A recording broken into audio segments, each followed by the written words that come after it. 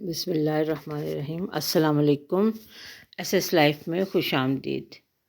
आज मैं आपके लिए कलियों वाले फ़्रॉक का डिज़ाइन लेके आई हूँ। ये हम फ्रंट ओपन कलियों वाला फ़्रॉक बनाएंगे।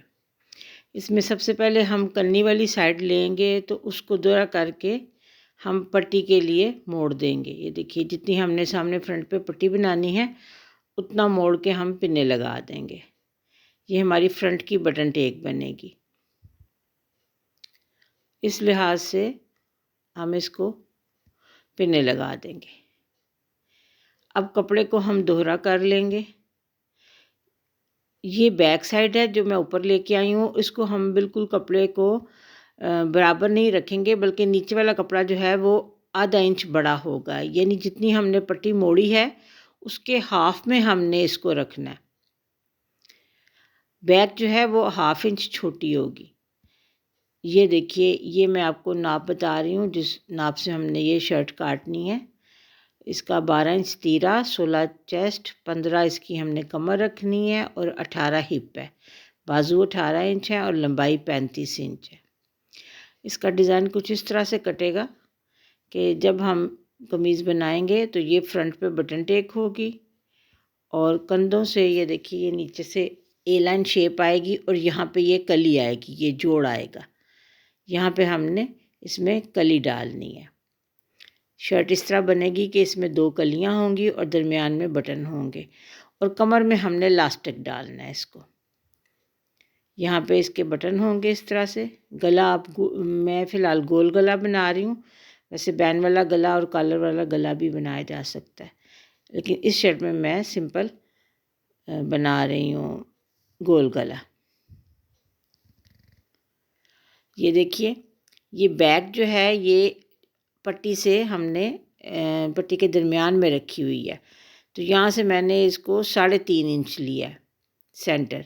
और ये देखें, ये कमर की गहराई 13 इंच पे रखी है। तो यहाँ से भी वही बैक जो है वो 3.5 है और फ्रंट जो है वो 4 इंच है। तो यहाँ से हम इसकी कॉर्नर पे शेप बना देंगे इस तरह से। ये देखिए,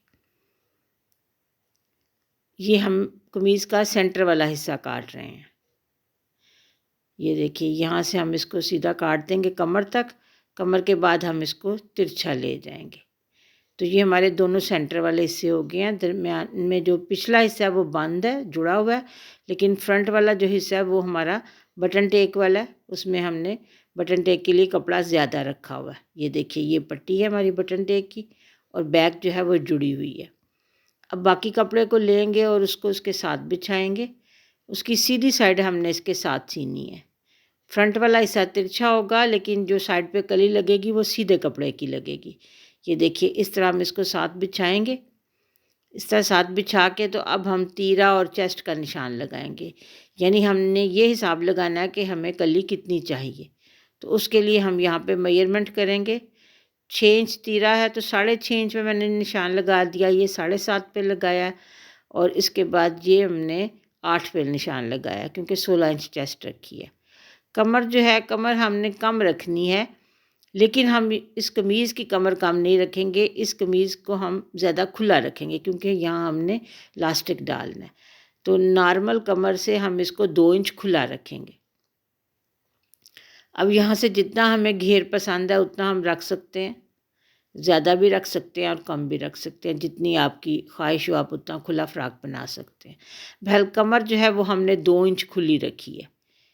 वैसे तो मुझे 13 या 14 कमर भी ठीक ही थी, लेकिन मैंने इसको 2 इंच ज़्यादा रखा है। इसको मैंने चेस्ट मैंने 16 रखी है, तो कमर इसकी मैंने 2 इंच ज़्यादा रखी है। ये देखिए, इस तरह मैं खुला काट रही हूँ। ये इसको सीधा ले जाएंगे और अब इसकी लेंथ जो है वो हम बराबर कर लेंगे इस तरह से। ये हमारी एक कली कट गई है।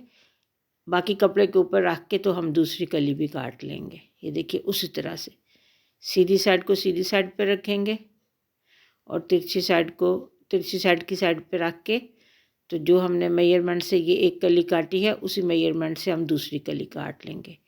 याद रखिए, ये दरमियान में जो कमर वाली जगह है वो मैंने 2 इंच खुली रखी है। ये देखिए, मैं इसको सीधे ही काट रही हूँ। मैंने इसमें खम नहीं डाला, लेकिन यहाँ पे मैंने निशान लगा दिया है क्योंकि यहाँ पे मैंने कपड़ा लगाना है और कपड़े के अंदर मैंने लास्टिक डालना है।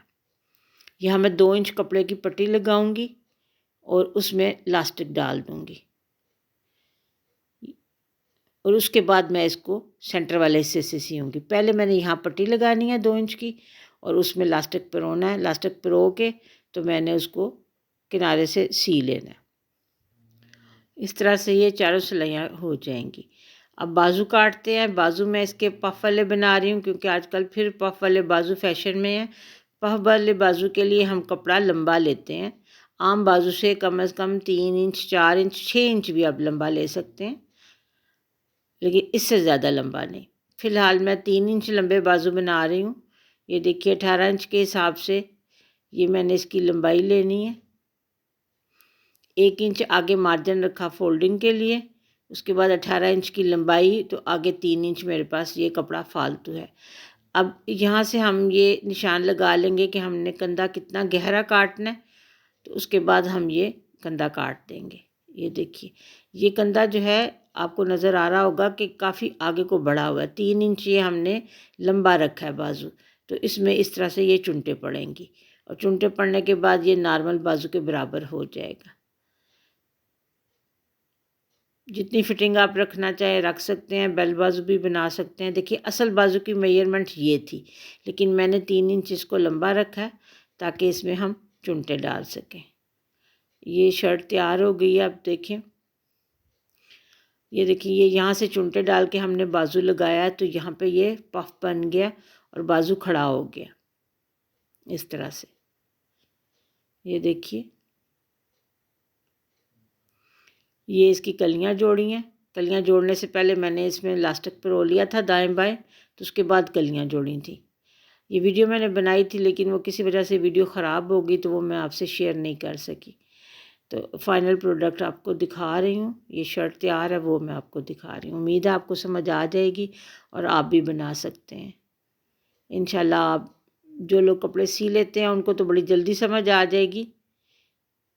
जो लोग नए हैं ज़रा उनको गौर करना पड़ेगा। ये देखिए ये मैंने कली जोड़ी थी और उसके ऊपर मैंने ये 2 इंच का कपड़ा लगाया था। फिर इसमें इलास्टिक पिरो के तो मैंने दाएं बाएं उसको टांके लगा दिए थे। फिर जब उसको सेंटर वाले पीस के साथ जोड़ा तो वो सिलाई के अंदर वो जोड़ चला गया। ये देखिए इस तरह से। ये साइड वाली कलियों में मैंने इलास्टिक डाला है, सेंटर में मैंने खाली रखा है। सेंटर में इलास्टिक नहीं है, दोनों साइडों पे सिर्फ कलियों में इलास्टिक है और वो जोड़ में सिलाई उसकी चली गई है। ये देखिए इस तरह से ये हमारा ए लाइन कलियों वाला फ्रॉक तैयार हो गया। फ्रंट में मैंने इसको बटन लगा दिए, बटन पक्के पक्के लगा दिए हैं। बटन टेक खुली नहीं छोड़ी, यानी काज नहीं करवाए थे, सिंपल बस बटन पकड़ के लगा दिए। ये देखिए ये शर्ट इस तरह से तैयार हो गई है। उम्मीद है आप लोगों को डिज़ाइन समझ आ गया होगा और आपको अपने बच्चों के लिए एक नया आइडिया मिल जाएगा। वीडियो देखने का शुक्रिया। दुआ में याद रखें। अल्लाह हाफिज़।